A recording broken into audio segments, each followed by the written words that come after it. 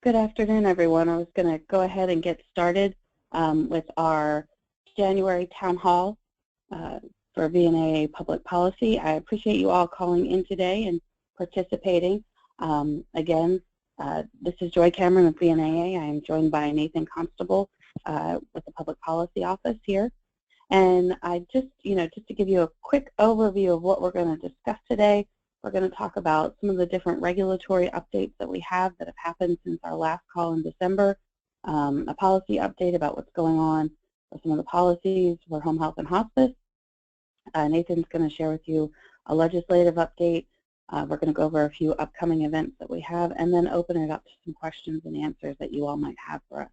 I just wanted to mention, too, we are joined today also by Lena O'Rourke, who works with the VNAA policy team, and she's going to talk through some of the policy updates with you all as well. So if we could go ahead and move on to the regulatory update, that would be great. As many of you saw at the close of the year, CMS did relaunch the pre-claim review demonstration. They are relaunching in Florida starting in April 1st of 2017.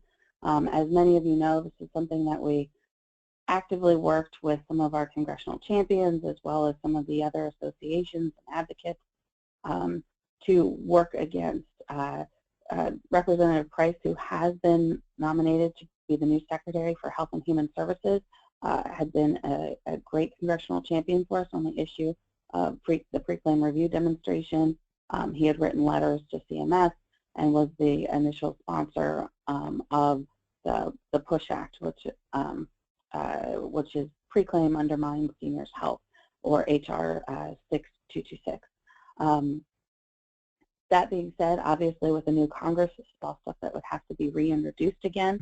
But at the same time, we are still very much committed to working with our agencies and our members, as well as other associations, to work to do what we can to keep the pre-claim review demonstration paused and preferably ended. Our members in Illinois, as well as just all the home care agencies in Illinois, have talked about the amount of work it takes and the disjointed nature of the pre-claim review demonstration. I say disjointed in that often for these pre-claims, the amount of information and documentation that you're having to have before you can submit your pre-claim is equal to what you would submit at the end of the full claim, which is slowing down the process considerably.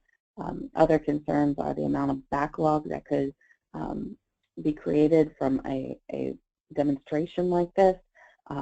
It takes an RN about well over an hour to do the initial pre-claim submission, and more than around 117 minutes to do that secondary submission, while CMS has touted that you can have as many chances as you want to submit the pre-claim, and as many chances to get it right. Unfortunately, much of the education and counseling that they've been offering agencies is on a very one-on-one basis about specific claims. So it's not like they're documenting and creating better frequently asked questions or some standards and reviewing. The calls are very short and quick, and this language needs to be expanded, or your numbering on these pages needs to be changed this sort of way. At the crux of all of this is CMS's effort to get in front of this improper payment rate that they have had. Last year's improper payment rate was 59%. Dr. Agarwal, who is the head of CMS's Center for Program Integrity, has stated that improper payment is largely based and by great measure on poor and incomplete documentation. We do think that this is a multi-pronged effort. When so much of our documentation rests in others' hands, such as other physicians, we believe that there needs to be a level of education there. There also needs to be better consistency between the MACs or the Medicare administrative contractors themselves. So for all of those reasons, we are still vehemently against the pre-claim review demonstration, and will continue to work actively with advocates and to educate Congress on the problems and concerns, and continue to reach out to those members in both the current administration and incoming administration to make sure they're well aware of our concern around the pre-claim review demonstration. That being said, it was also a big month for the Office of Center for Program Integrity at CMS. They also, on December 27th, relaunched a new round of Probe and Educate. This time, I believe, was also targeted at Florida. They have just been getting hit quite consistently. And those letters were sent on December 27th, so they should be arriving or have arrived by this time. As you all remember, the initial round of Probe and Educate had those 5 claims, and based on how you did, there was some back and forth. We have reached out to a number of you, and we look forward to having continuing conversations so that we can work to refine and improve that process as well. You know, while we absolutely support CMS's effort in getting to bad actors, essentially, in our industry, we do want to make sure that the good actors are not penalized, you know, to go by the old standard of the few apples spoiling the bunch. This level of administrative oversight and overview seems rather heavy-handed, and we want to work with CMS to create better ways to go after the bad actors and not penalize everyone. That being said, many of you saw our e-blast that let you know that the home health conditions of participation have left OMB and went back to CMS. I will be refreshing the Federal Register and the CMS newsroom repeatedly this afternoon to see when they do get officially dropped and are made public. I do anticipate them either today or tomorrow. Stay tuned. We will have a lot more information about what they hold for us. If you go onto our website now, you can see what our last round of comments said. It has been quite some time since the conditions of participation have been updated for home health agencies. You know, there was a good deal of comments that we made about the draft. However, we do agree with many of the main principles around what the home health conditions of participation were trying to get at, and that was safe and patient-centered care. So it'll be interesting seeing what modifications were made between the draft and now, because it has been such a significant lag of time. And we look forward to sharing that with you all.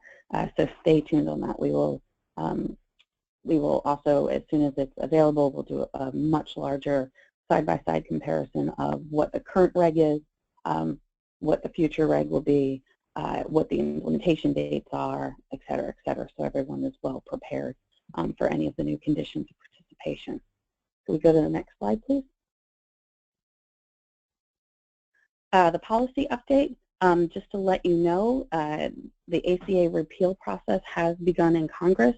On January 3rd, Senator Mike Envy of Wyoming, who is the chair of the Senate Budget Committee, introduced a concurrent budget resolution in the Senate to begin the process of repealing the Affordable Care Act.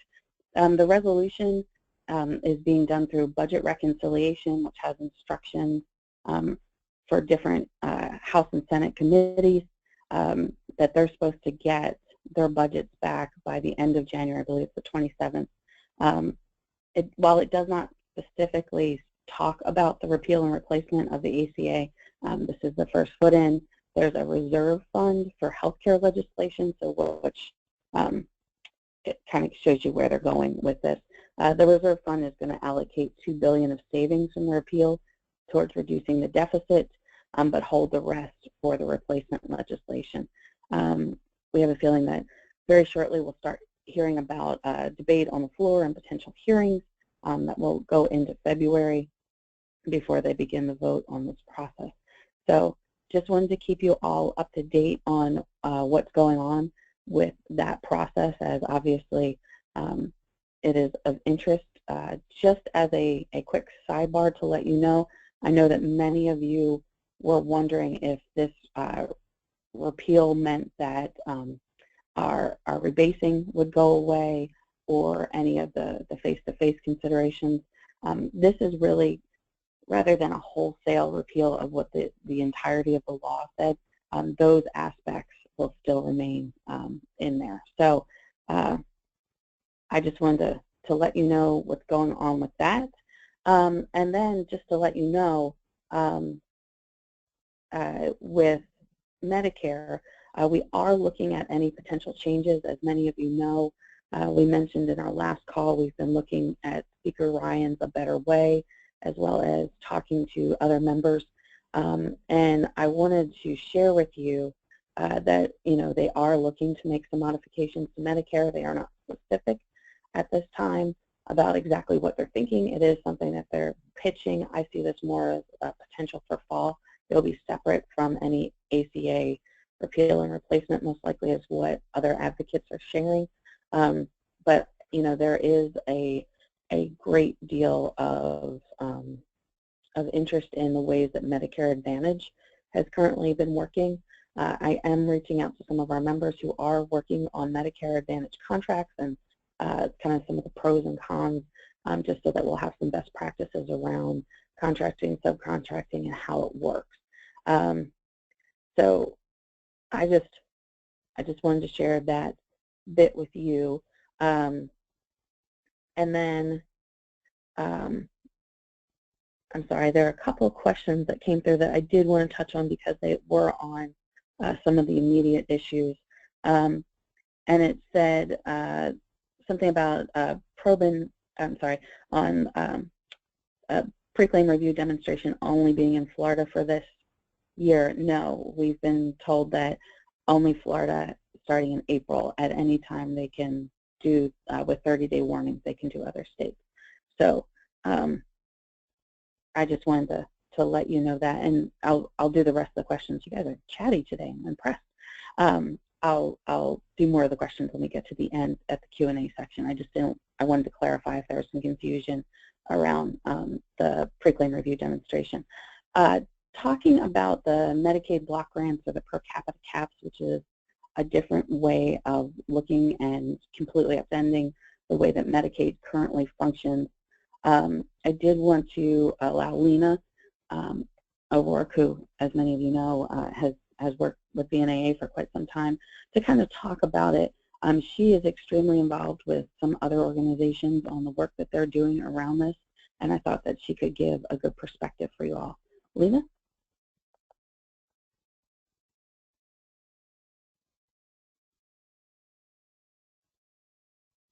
Are we able to unmute Lena?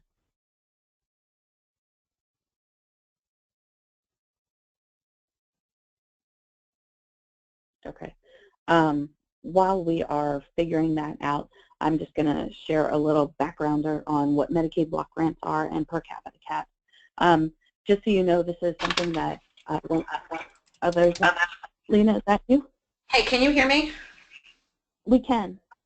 Okay, sorry, I was on the phone, but I just switched over to my computer, so I'm sorry if the sound is a little tinny, but this way at least I can get in. You're fine. Great, thank you so much, and thank you, Joy, and thank you to all of you both for your patience as I get on the call, and for just giving me a few minutes to talk about the Medicaid piece of this.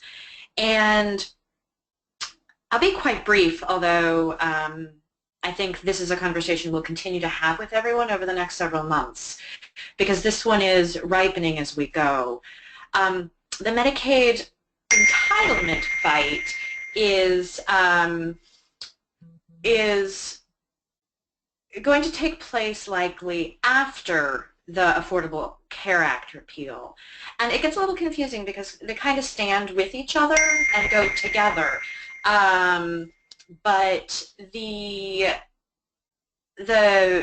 Medicaid, the ACA repeal is likely to scale back the expansion and the coverage pieces. This block grant per capita cap fight is different. That's really about changing the fundamental nature of what the Medicaid program is, because now it is a federal entitlement program, and the federal government reimburses states for all of their health care costs up to a certain percentage of the total costs through this FMAP, which we've talked about before.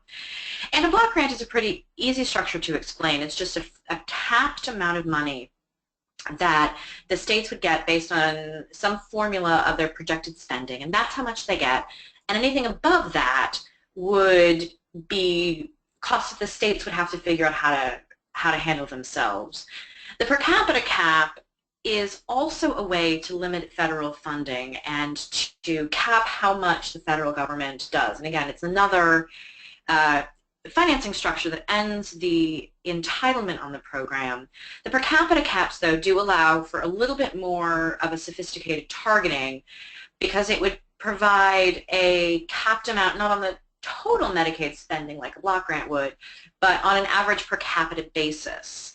And then any costs above that, any for an individual, would be borne by the states.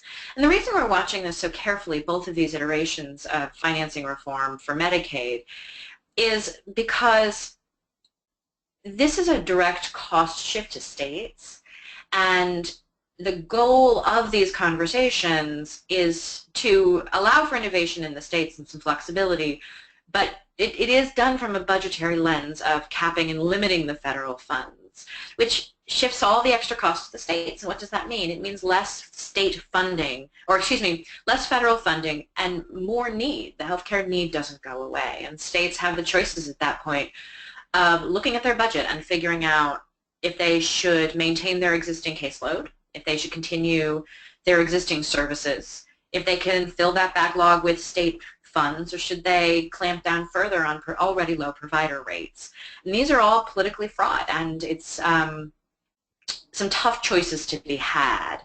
And I think there's an important role for all of us to play, and continues to emerge, of showing the value of home health in the Medicaid system and what we do. But the specific shape of this fight does need to be done through the lens of more limited federal funding. So right now the proposal is still coming together, and we'll see what that means over the course of the next several months. But we did just want to highlight it because I think it speaks across all of these programs into looking at home health as a core part of the healthcare system, in particular for these vulnerable Medicaid beneficiaries. We need to protect that access to care for the beneficiaries and to make sure services are actually available and the providers can actually get paid for providing them. And I think we can make that case as an industry and as VNAA members. Joy? Great. Thank you so much, Lena. I appreciate that. And as I mentioned, it's something that we do want to continually keep you guys looped in on, so that you are aware of all the different moving parts that could impact both you as current providers, certified Medicare providers, but then many of you also do share a significant book of business focusing on Medicaid as well. With that, could we move on to legislative policy? And we did get a few more questions, which I'll answer at the end. And I'm, excuse me, I apologize for that. I'm going to hand it over to Nathan Constable to talk to you about some of the different reintroduction of key legislative priorities and some outreach to potential congressional champions. Nathan? Great.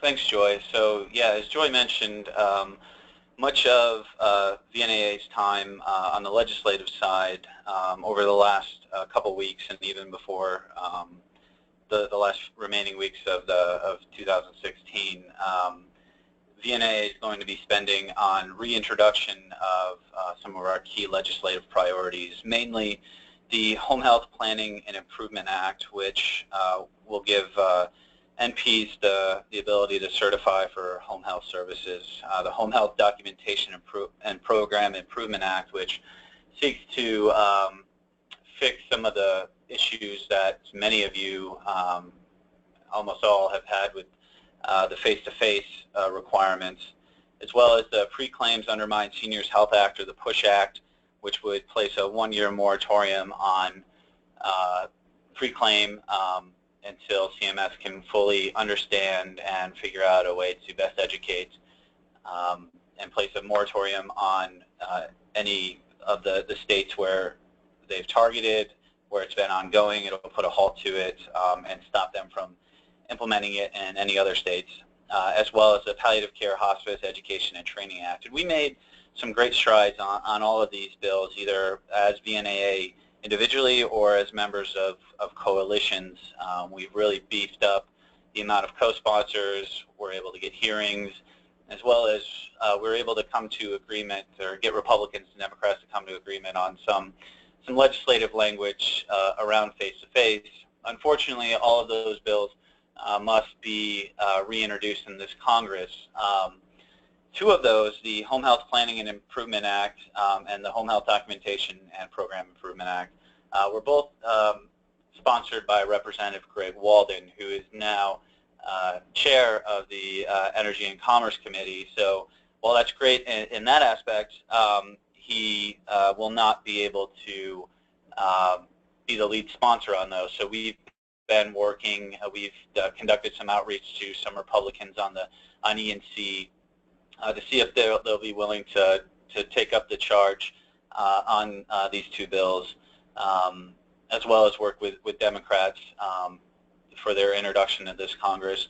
And when it comes to the Pre-Claims Undermine Seniors Health Act, or the PUSH Act, like I said, as all of you know, Representative Tom Price, who was the Republican lead on that bill, has been tapped for Secretary of Health and Human Services.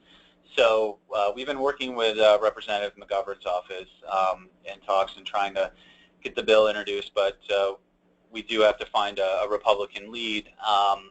So we've been working with the other home health advocates on trying to identify the best. We've had some people express interest, so we've really just been in meetings and trying to figure out the best way forward. We understand that they're going to be quite busy over the next month or so, but we really want to make this as easy as possible to get reintroduced and really hit the ground running in ways of building up co-sponsorship. So we've laid out some strategies for the first quarter to really ramp this up. So we appreciate all that all of our members have done in helping to build support, whether through Hill Days, through messaging their members of Congress, and we'll be reaching out again. So we appreciate all you've done and all you will do as we move forward. Joy? Great. Thank you so much, Nathan. I appreciate that. We can go on to the next slide just to highlight some of our upcoming events. We wanted to let you know about a congressional briefing that we're doing. It's going to highlight some innovations in home health. That is going to be February 1st, 2007 in the Canon building. That's the House Canon building, 121 at 11 a.m. We're excited about that. Also, our National Leadership Conference is going to be April 19th to the 21st in San Diego, California. And then our next Public Policy Town Hall, the meeting that you're currently watching, is going to be February 6th in 2017 at 2 p.m. Eastern. With that, I'm going to flip over to questions. I'm going to start with the questions that I have already been sent through the chat function. And the first question that we had is about whether the second round is going to be state by state, and is that true, and where has CMS ordered this officially, if they did. I have not seen any releases coming out of CMS specifically on this. There was the information that was shared publicly into the media about the first round of letter, or a second round of letters going specifically to providers in Florida that went December 27th. I know that Probe and Educate seems to continue to be on the minds of the folks at the Center for Program Integrity at CMS.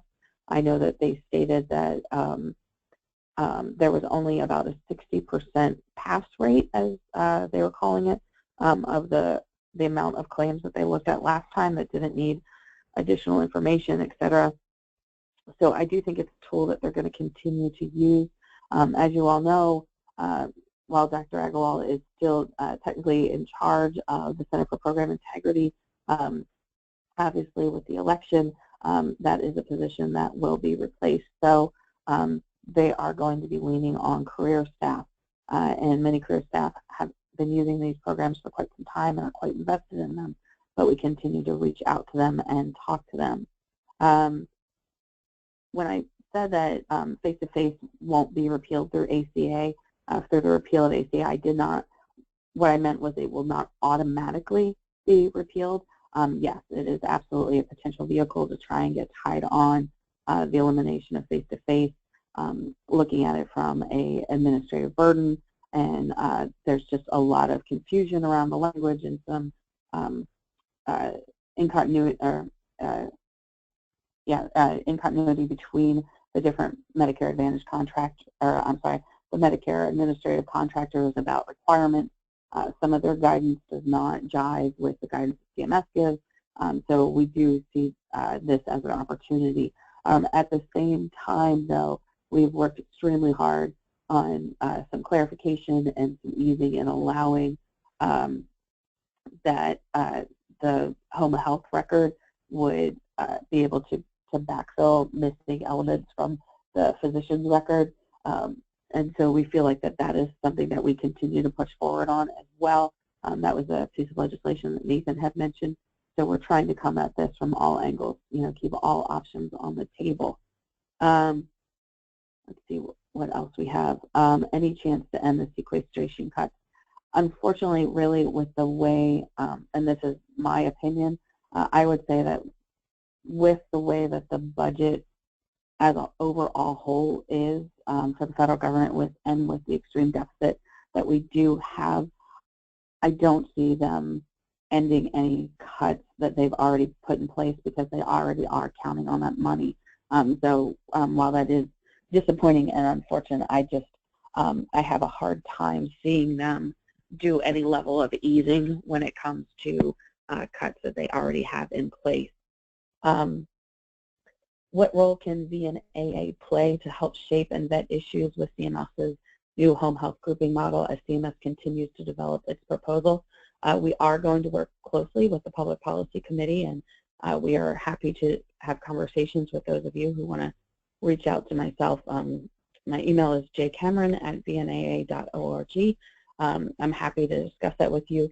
We are looking to continue to look at the apt analysis and the information that they gave us on the home health grouping model.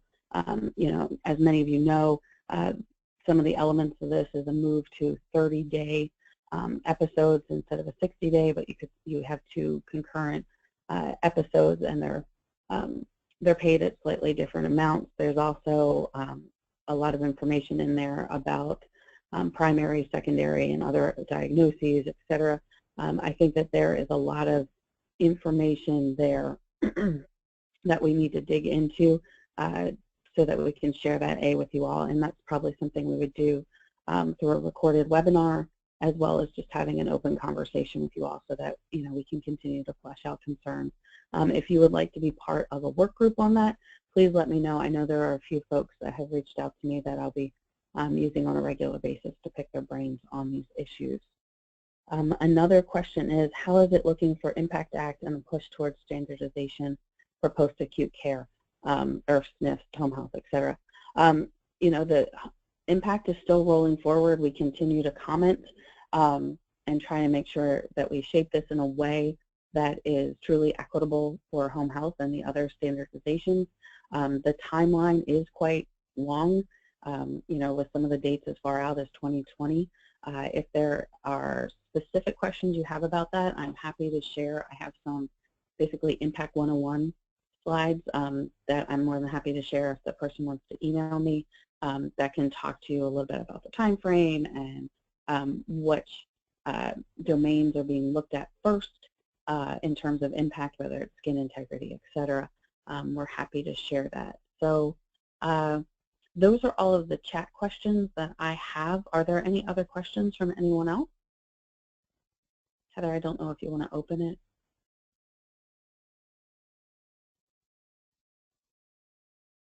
I can go ahead and open all the lines now. Okay, great. Are there any other questions from anyone else? And if you can, is there anything more?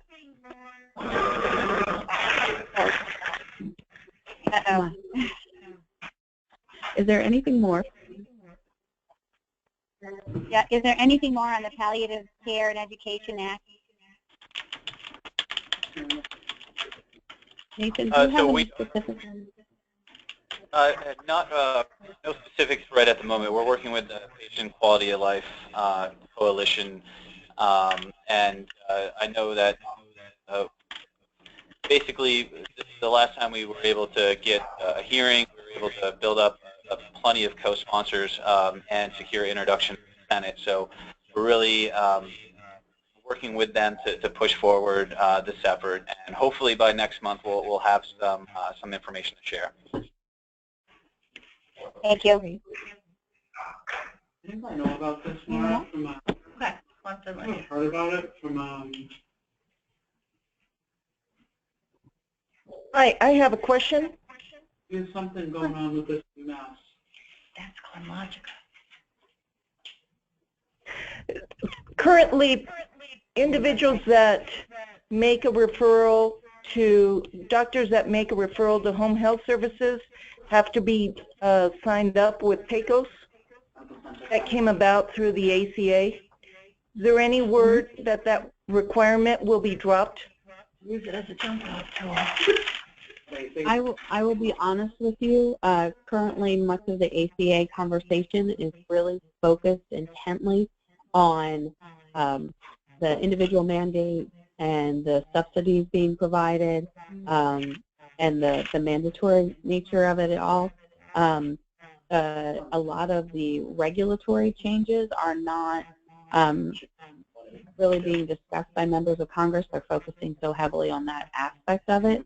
As many of you know, just from general media, when they talk about the repeal of ACA, they really are looking at some of the market supports as well as individual requirements, and they aren't looking at all of the other stuff, is really the polite way I put it, that came along with ACA. It's something I'm willing to look into and see what what the tenor is and the conversation is around it, and get back to you if you want to shoot me an email so I can get back to you personally. That would be great. Give me, what's your email? What was your name? I'm sorry. That's right. It's Joy Cameron. It's JCAMERON at VNAA.org. Great, because there's a lot of providers that refuse to sign up with PACOS in some of our areas. Super, thank you. I'll be happy to look into it. Are there any other questions? Yes, would you be able to send out the Impact 101 slides to everyone on the call?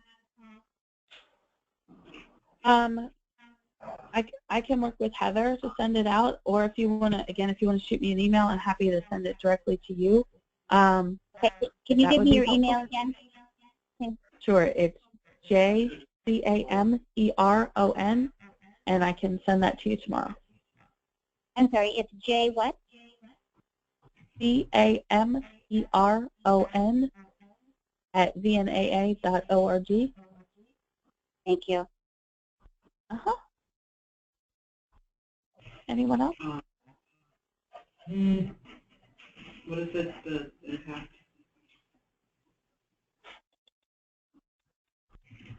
Impact slides? Question. All right. Well, if there are no other questions, thank you so much for calling in today and participating in our town hall. Again, Nathan and I are happy to take follow-up questions. If you didn't catch our emails, they are on the VNAA website. You can click on our names and it will take you directly to an email for us. We're happy to support you and get clarification for your questions. We look forward to talking to you again in a month, and have a good rest of your day.